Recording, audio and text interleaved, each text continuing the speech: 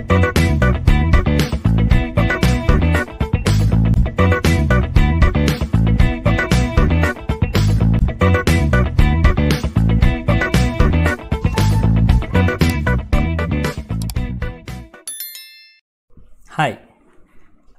welcome. In the previous video, we have stated what is Biot-Savart's law and what is its expression for a differential current element, as well as how to express it in integral form. So, highlight of today's video is applications of Biot-Savart's law, where we will be concentrating on how to find magnetic field intensity due to infinitely long straight conductor. Now, talking about this infinitely long, already we had a discussion on this before, but still, what I actually mean by infinitely long is the length of the conductor is very large. It is having some unknown length. This is one perception. We say that it is extending from minus infinity to plus infinity. The other perception is the point where I need to find magnetic field intensity is kept very near to this long straight conductor. So, the distance from the conductor to that point P is very small, very small compared to the length of the conductor, so that we can view conductor as an infinite conductor. So, either way, we consider it as an infinitely long straight conductor. Yeah. Now, to find the field intensity at some point, we will be considering the basic Cartesian coordinate system as the reference. Okay, XYZ coordinate system, and but we'll be using cylindrical approach. Okay, cylindrical coordinate system approach. We'll be using coordinates rho, phi, and z during the course of explanation. So let me first draw XYZ coordinate system. So this is x, y, and z. Now let the straight conductor be kept along z axis. Okay, extending along z axis. So something like this. So please understand that it is extending from some minus infinity to plus infinity maybe. Okay. Now this is entire long straight conductor. So Biot-Savart's law was defined for a small differential length. So on this conductor, let me consider a small differential length, something like this. So this differential length is dl. Okay, so I can write it as dl vector. Okay, in vector notation, no harm. Now I need to find field intensity at some point P. So I draw a line from the dl to point P, and the distance is capital R, or represented by capital R vector, and the direction is AR cap.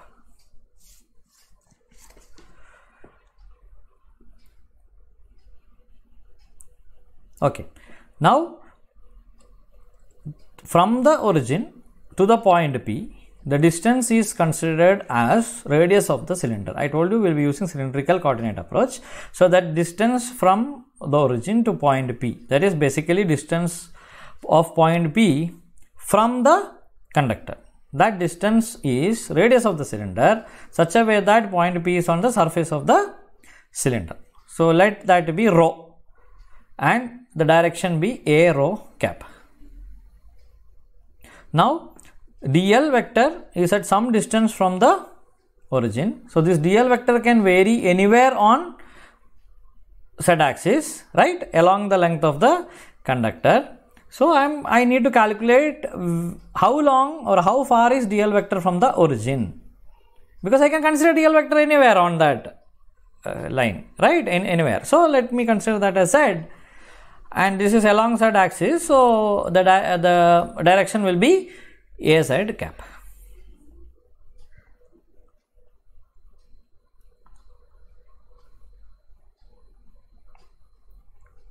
Okay.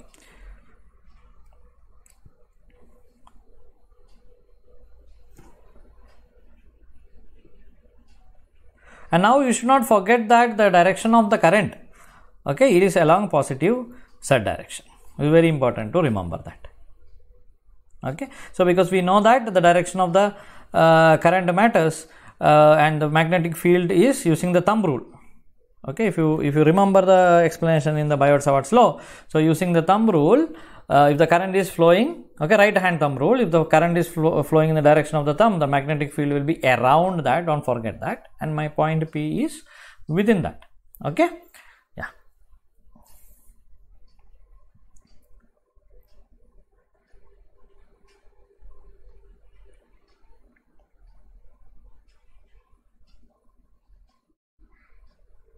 Now let us apply Biot-Savart's law and try to write what is magnetic field intensity at the point P due to dl. Yeah, then we should not forget that the angle subtended by the current conductor with the point P, the line joining point P is theta. So this we have considered while defining or stating Biot-Savart's law. So now applying Biot-Savart's law, so we know that dh vector, we'll write it in the vector representation. Okay, Biot-Savart's law was basically for magnitude, but we'll write it in the vector representation. We have already discussed this. So dh vector is I, the current flowing differential length, that is IDL cross AR cap. We can write R vector also. So see the previous video how we have written the expression IDL vector cross AR cap for pi r square. So this is the expression. Now with reference to the figure, I should be able to find what is dl vector, AR cap, okay, and this R, etc. So let us try to figure it out from the figure. Okay, first let me find out what is dl vector. How will I represent dl vector? Dl vector is nothing but dz az cap. Why? Because that particular small differential length is along z direction, so I can take it as dz differential z, and it is along z direction, so I can write it as dz vector. Dl vector is same as dz vector, and dz vector is nothing but magnitude into direction, so dz az cap. So I get dl vector as dz az cap. Okay, next let me try to find out what is r. So from the figure, how will I get what is r? So basically r is magnitude of r vector. So let me find out what is r vector. To find out r vector, I will be applying triangular law of vector addition. So what is triangular law of vector addition says? So if you have two vectors, then yeah, we have to go in the same direction. So this is if the I want to find r vector, so r vector will be resultant vector. So here the vector direction of rho vector is this, right? Rho vector is here, and this is my resultant vector. So basically when I apply triangular law of addition, okay, it becomes one vector minus the other vector, because it doesn't agree with the law of addition, right? It is one vector opposite to another, so it is basically law of subtraction. So I have to consider any one vector minus the other vector. So going with the convention, my resultant vector r, capital R, can be written as rho a rho cap minus z a z cap. That is basically rho vector minus z vector. Okay, that is the rho vector is this, and this is z vector. Okay, so that will give me r vector. Rho a rho cap minus z a z cap. Rho a rho cap minus z a z cap. This is my r vector. Now next, what is I have now? R is nothing but magnitude of r vector. I can write the magnitude. What is magnitude of r vector? Square root of rho square plus z square. So that is magnitude. Okay, this rho and this z square of that, square root of that. So that's how we find the magnitude. Okay, not a big deal. Now what is left? AR cap is left. So how to find AR cap? I have now dl vector, I have now r vector. Now I need to know what is AR vector. So if I know that, I can substitute and get a better expression for dh. So AR vector is, you know that it is r vector divided by magnitude of r vector. So that is nothing but rho a rho cap minus z a z cap divided by magnitude of r vector is square root of rho square plus z square. So now I have all the values. I have r, a rho, ir cap and dl vector. Okay, so I have to just substitute this back into dh vector. Yeah, let me make some space for it.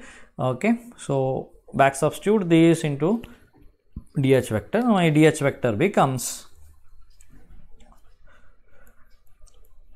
I remains as it is, then yeah, dl vector is dz az cap, right, dz az cap, then that is cross, so r vector dl vector cross ar cap, so dz az cap cross rho a rho cap minus z az cap. Okay, then I have 4 pi r square. Okay, so here also I have this square root of rho square plus z square, and okay, that is nothing but r. Okay, r is square root of rho square plus z square, and for ar cap also I have square root of r square plus z square. So I'll just combine them, so it becomes a cube, right? 3 times r, so r cube, it becomes r cube. So it is square root of r rho square plus z square cube. So square root can be written as rho square plus z square raised to 1 by 2. So it becomes rho square plus z square power 3 by 2. Now how to evaluate this dz az cap cross rho a rho cap minus z az cap is the question. So we already know that how to evaluate the cross product. So how we evaluate the cross product? We evaluate the cross product using determinant form, right? We can evaluate using determinant form. So here dz az cap cross rho a rho cap minus z az cap is nothing but dl cross ar cap. So basically I am evaluating dl vector cross ar cap vector. So that is nothing but determinant of, so it, as I told you, this is in cylindrical coordinate system. So I will have 3 coordinates as a rho cap, a phi cap and a z cap basically, right? And then I have to write a dl. Okay, dl vector is dx x cap, dy ay cap, okay, dz az cap in Cartesian coordinate system. So here my dl vector is just dz az cap, right, dz az cap. It does not have any a rho cap component, it does not have any a phi cap component, it just has z cap component, right? So I write a rho cap is 0, a phi cap is 0 and az cap is dz. Okay, I have just dz az cap. I hope this is very clear. Okay, so those components are 0, just write their zeros. Okay, now coming to ar cap. Coming to ar cap is rho a rho cap minus z az cap. So I have a rho cap term as rho and az cap as minus z. So this is rho and there is no a phi cap, 0, and this is minus z. So if I find determinant of this, I can evaluate this. And don't forget that when I am writing the equation for dl cross ar cap, that ar cap is rho a rho cap minus z az cap divided by square root of rho square. So that 1 by square root of rho square plus z square comes. But here in this equation of dh vector above, I have already considered that rho square plus z square, right, power 3 by 2 already. Okay, so no need to consider this. But keep in your mind that when you are evaluating dl cross ar cap, that should be there. But here, since I have already considered that, I will be neglecting that while finding the cross product. Is that fine? Yeah. When you write, please make a note of this. Please don't write it wrongly. Okay. Now let us evaluate this. Okay. So dl cross ar cap. So I just have to find the determinant. So please check. If I find the determinant, I will get a phi cap, only a phi cap term. So it comes as rho dz a phi cap. The other terms will go to 0. So now dz az cap cross rho a rho cap minus z az cap is just rho dz a phi cap. So this is the beauty of applying something which we have already studied. So we applied the cross product here to simplify, okay, otherwise a very complicated equation. Yeah. So let me write it. Dh vector is now I, and the cross product is just rho dz a phi cap. Nice, rho dz a phi cap. So rho d z phi cap divided by my denominator will remain same. So 4 pi rho square plus z square power 3 by 2. Yeah, power 3 by 2. Okay, so now this is my dH vector. This is the expression for magnetic field intensity at point P due to the differential current element dl vector. But my interest is to find the magnetic field intensity at a point P due to the entire conductor, which is extending from minus infinity to plus infinity. Agree? Yeah. Now, how will I find the total magnetic field intensity at a point P? The total magnetic field intensity at a point P is nothing but H vector, which is integral of dH vector. Right? Integral from where to where? So the conductor is along z axis. So when z varies from minus infinity to plus infinity. So I have to integrate this value of dH vector throughout the length of the conductor, then I can evaluate what is my total magnetic field intensity. Nice? Okay.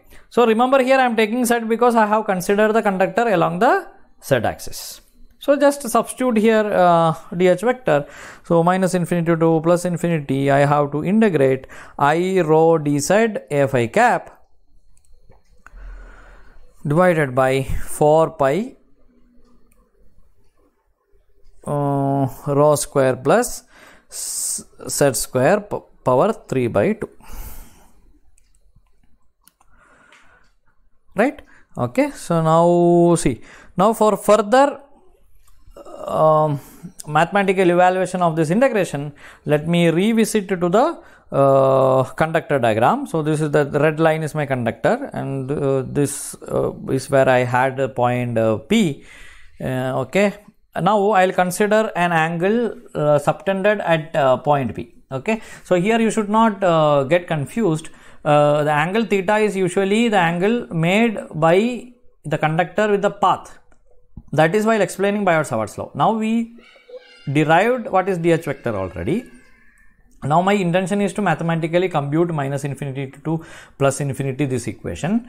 So I am going to conceptually look at the figure.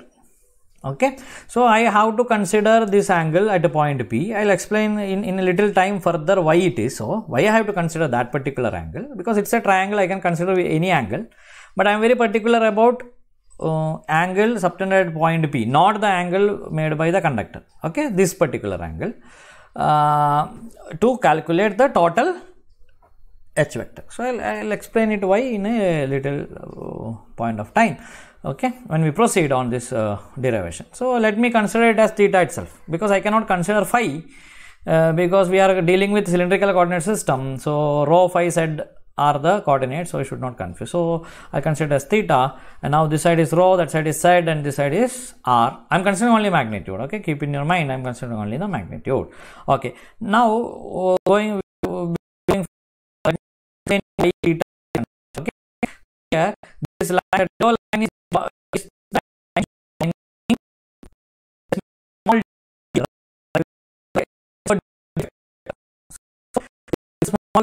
dl with point P. Now dl vector can be anywhere on the side, right? So if the dl vector is a little bit down, this theta varies, right? So let me indicate. See, this is a point there. The vector is here. This is wrong. At point P, you get an angle, and if the dl vector is somewhere down, okay, somewhere down, okay, let it be here. If I so this will be the theta. That time you get positive theta, this time you get negative theta. Basically what is happening when dl is moving on the actual conductor, okay, theta is varying, nothing else varies, okay, because I consider point P as constant. Okay, I consider point P as constant. So when dl vector is here, okay, theta, when it is exactly here, theta is 0. When dl vector is over, theta is some angle like 60 degree. Okay, when dl vector comes down, the line comes here, and the theta varies. I hope you got what I am trying to say. So basically, if I evaluate theta, I can integrate dl vector throughout the conductor. the conductor. Is that fine? Okay, so that is why I am choosing theta, which is angle subtended at point P. So so when I evaluate integration from minus infinity to plus infinity, since point P is constant, means rho is constant, point P I am not bringing it near to the conductor during the course of derivation. I am worried about only theta because I am integrating from minus infinity to plus infinity. So dl vector which we initially chosen will vary from minus infinity to plus infinity, so which will be directly reflected by theta. Okay, now let me to go further, let me consider this triangle and try to write what is theta. Okay, so considering from the triangle, I can write equation for theta as tan theta. Okay, let me consider tan theta. Tan theta is set by rho. Therefore, rho is z is rho tan theta. Z is rho tan theta. If z is rho tan theta, then dz will be just differentiated. I get rho secant square theta d theta. Secant square theta d theta. Now see here, in my initial integration, the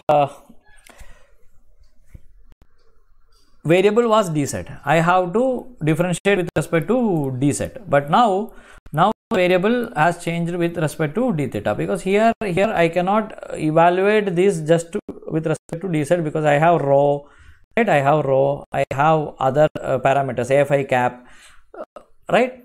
So basically when I change limits from minus infinity to plus infinity, it is better to evaluate with respect to theta. I already explained why with respect to theta, because I have to evaluate it over the length, and dl vector can be a small differential length anywhere. Okay, so I should have a variable, okay, better variable than dz. So I found it as this angle theta. So now I will integrate this with respect to d theta. Yeah, I'll not complicate it by explaining it again and again. I hope this is very clear.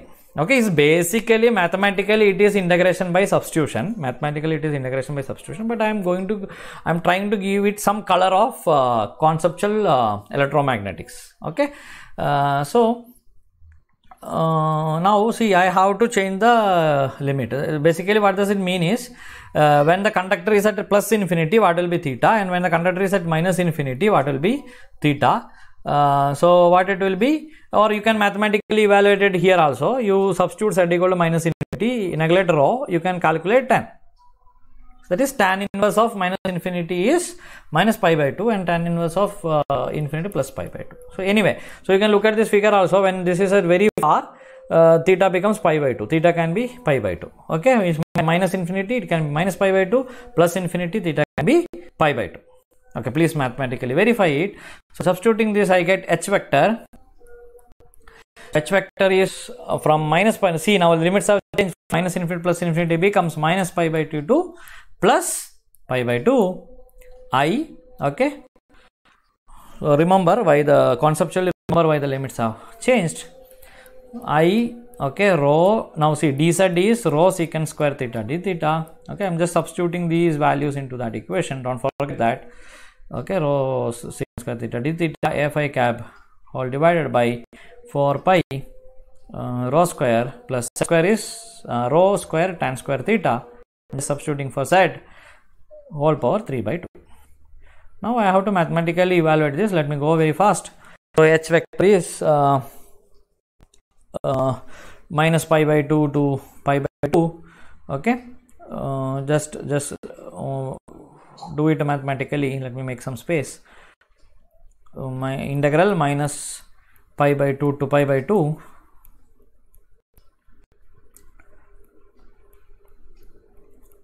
I multiply rho and rho, I get rho square. So I rho square secant square theta d theta fi cap divided by 4 pi rho square plus rho square tan square theta. I have rho square can be taken common, so it becomes rho square into 1 plus tan square theta, and 1 plus tan square theta is secant square theta. Okay, so let me skip those steps and directly write rho square secant square theta whole power 3 by 2. Okay, now I can easily simplify this. So this becomes further integral I rho square secant square theta d theta if I numerator remains the same. Denominator, you see, you have rho square secant square theta and 3 by 2. Okay, so square cancels, so I have just cube. So 4 pi rho cube secant cube theta. Now in the numerator you have rho square term, denominator you have rho cube term, so we can cancel it out. Okay, so secant square theta, because cube goes off, square and cube goes off. So just rho and sec theta remains in the denominator. So minus pi by 2 to pi by 2 integral I by 4 pi rho, and I have 1 by sec theta. 1 by sec theta is nothing but cos theta. So I directly write it as cos theta d theta. Cos theta d theta. Okay. Now here you see I have I by 4 pi rho. I is constant because I is the current flowing through the conductor. It is a steady current. And rho is also constant because point P is not varying. So this entire term I by 4 pi rho is constant. So I can put it outside of the integral. So I by 4 pi rho integral minus pi by 2 to pi by 2 cos theta. So I have to just integrate now cos theta with respect to d theta. So integral of cos theta is nothing but sin theta. So I by 4 pi rho sin theta to the limits minus pi by 2 to pi by 2. Okay, now you apply the limits. Sin pi by 2 is 1, minus sin of minus pi by 2 is minus 1. So 1 minus minus 1 becomes 2. Okay, so h vector becomes 2i divided by 4. Okay, so again I am skipping that step. I explained it anyway. Okay, so you apply the limits, that becomes 2. So 2i divided by 4 pi rho. Yeah, AFI cap. So I AFI cap somewhere. Yeah. In the enthusiastic, in enthusiastic cancellation, I just missed this AFI cap in this cancellation steps. So everywhere AFI cap comes. Okay, so AFI cap here, AFI cap there, AFI cap here, AFI cap, and finally, okay, AFI cap. Okay, yeah, sorry for that. Yeah, 2i by 4 pi rho, AFI cap is my h vector. So 2 and 4 cancels. Okay, it becomes 1 by 2. So my h vector becomes I by 2 pi rho, AFI cap.